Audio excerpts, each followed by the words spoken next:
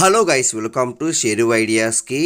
తెలంగాణ రాష్ట్ర వ్యాప్తంగా ఉన్న రైతులకైతే మొత్తానికైతే తెలంగాణ రాష్ట్ర ప్రభుత్వం సీఎం రేవంత్ రెడ్డి గారు అయితే మరో శుభవార్త చెప్పారు.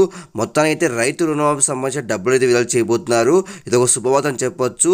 దాదాపుగా 6 నెలల నుంచి రైతు రుణమాఫీ చేయాలని చూసిన రాష్ట్ర ప్రభుత్వం కుదరలేదు. మొత్తానికైతే రైతు రుణమాఫీ సంబంధించి 2 లక్షలు అయితే రాష్ట్ర ప్రభుత్వం అయితే బ్యాంక్ ఖాతాలోకి విడుదల చేసింది. ఎవరి వరకు విడుదల చేసింది, ఎప్పుడులోపు డబ్బులు పడుతుంది అనే దానిపై ఈ వీడియో క్లారిటీ చెప్తాను. ఎండ్ వరకు చూడండి ఫేస్ మీగా మంచిగా ఫస్ట్ టైం వస్తే ప్రతి ఒక్క లైక్ అండ్ షేర్ చేయండి, ప్రతి ఒక్క సబ్స్క్రైబ్ చేసి పక్కన బిల్ ఆన్ చేసుకోండి. ఇంకా డైరెక్ట్ టాపిక్ తెలియపోతా. మొత్తానికి అయితే తెలంగాణ రాష్ట్ర వ్యాప్తంగా రైతులు అయితే ఎప్పుడెప్పుడా అని ఎదురు చూస్తున్న రైతు రుణమాఫీ అయితే రాష్ట్ర ప్రభుత్వం అయితే డబ్బులు అయితే విడుదల చేసింది ఖాతాలోకి. ఇది ఒక శుభవార్త అని చెప్పొచ్చు. మొత్తానికి మార్గదర్శకాలు కూడా విడుదల చేసింది.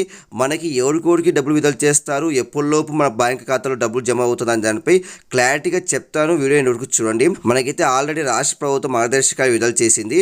2 లక్షల వరకు రుణమాఫీ చేస్తామనేసి చెప్పింది. కాబట్టి 2018 డిసెంబర్ 12 నుంచి 2023 డిసెంబర్ 9 వరకు తీసుకున్న రుణాలు మాత్రమే రాష్ట్ర ప్రభుత్వం అయితే మాఫీ చేస్తుంది. ఇందుకోసం మనకైతే రాష్ట్ర ప్రభుత్వం అయితే రేషన్ కార్డు ప్రణాళికంగా తీసుకొని రుణమాఫీ చేస్తుంది. చూడవచ్చు ఇక్కడ 2018 డిసెంబర్ 12 నుంచి 2023 డిసెంబర్ 9 వరకు మాత్రమే ఈ రుణమాఫీ చేస్తారు. కాబట్టి వీళ్ళకి మాత్రమే మనకైతే రేపటి నుంచి మనకైతే డబ్బులు అయితే జమ చేస్తారు బ్యాంక్ ఖాతాలో.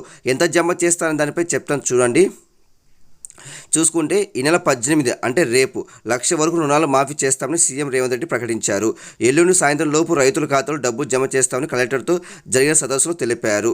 చూడవచ్చు మనకైతే రేపు 18వ తేదీ కాబట్టి ఎవరైతే 1 లక్ష లోపు రుణమాఫీ తీసుకున్నారో వాళ్ళకైతే రేపు సాయంత్రం లోపు మనకైతే డబ్బులు అయితే బ్యాంక్ ఖాతాలో జమ చేస్తారు రాష్ట్ర ప్రభుత్వం అయితే.